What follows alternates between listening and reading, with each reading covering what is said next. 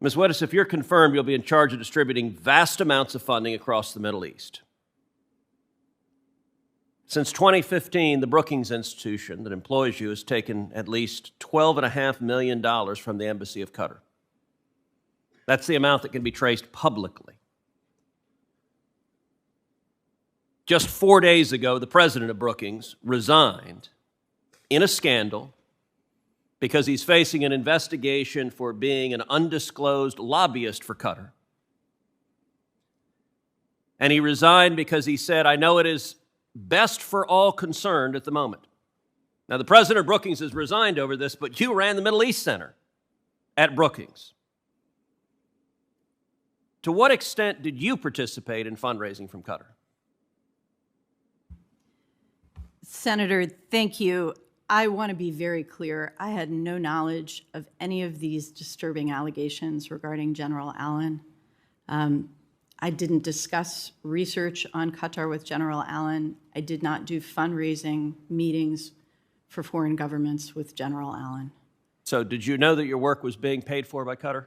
Yes, sir. Okay, so you knew you were funded by a foreign embassy. Yes, sir. We had funding from several foreign governments, including the Norwegians and the Emiratis.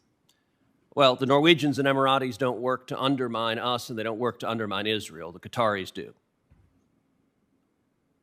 Did you participate in any way in the fundraising? I participated in one fundraising meeting in, I think, 2012. Okay, just a second ago you said you didn't participate in the fundraising. Not with General Allen, sir. General Allen became president after I stepped down as director. But you participated in 2012 in fundraising from the Qataris? I sat in a meeting in which Ambassador Indyk was asking for a renewal of our grant. Okay, you published a report with the Qatari Ministry of Foreign Affairs logo on the cover of it, correct? Senator, we had a grant agreement with the Qataris to conduct a joint conference, which we did in Doha every year. Okay, the president of Brookings just resigned over allegations that he was an unregistered lobbyist for Qatar. Did you register as a lobbyist for Qatar? No, sir, I never conducted advocacy for Qatar. Should the president of Brookings have resigned over this? Was he right to do so? Senator, I cannot speak to what General Allen did or did not do. Should the same standards apply to you? Senator, the rules at Brookings were very clear. We received regular trainings on FARA compliance. I had no problem understanding the rules.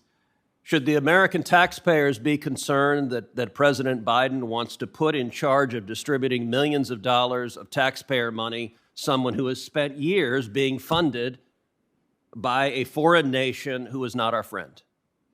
Senator, I think my research and the research that I supervised was conducted with complete independence from all of our donors. But it was funded by the Qataris. On its own merits. It was funded by the Qataris, and it just happened to so comply with their agenda that they put their damn logo on the cover, correct?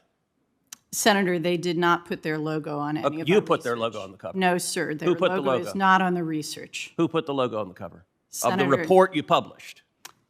The logo Did you put the logo or did they? Senator, we co-produced a conference. Okay, so you both put the logo. All right, I want to shift to another topic. You know, the Biden administration claims to support the Abraham Accords. I got to say, your record on the Abraham Accords is stunning.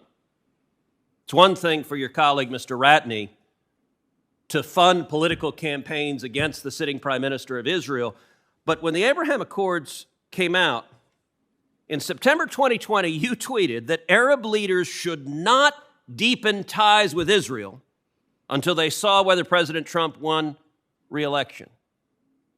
Why were you urging Arab countries not to deepen ties with Israel? Senator, I was skeptical when the Emiratis made their announcement, which was breathtaking, in August 2020. I was skeptical that other Arab states would join them. And I urged them not to. I was proven wrong. But you urged them not to, so they didn't follow your advice. But you wanted them not to make peace with Israel. No, Senator, I did not urge. I was... All right, you tweeted that peace between Israel and the UAE was a new Naksa, a setback. You also said it was a triumph for authoritarianism and just a normalization of men, which I don't know what the hell that means. Why did you actively lobby against historic peace accords in the Middle East And how could anyone have any confidence that you can be a senior government official? Senator, I support the accords. I support the profound transformation. Well, I get that's the right political answer to say now, but it's not what you said then. Senator, those are not my words. I tweeted out 2 articles critical of the accords, one by an Israeli and one by an Egyptian. Both All right, of which final you question on the Egyptians. You have tweeted that Egyptian President Sisi is running a Reich, that is a fascist regime. How exactly do you think you're going to be able to work with our Egyptian allies when you've called their president a Nazi? Senator, those are not my words. You didn't say he's running a Reich? No, Senator, I have no recollection of ever using those words about President Sisi. Well, I'm going to follow up in writing because the record is clear, but it is really stunning. The anti-Israel bias of senior nominees in this administration, and it is inconsistent both with American national security interest and with standing with our friend and ally, the State of Israel.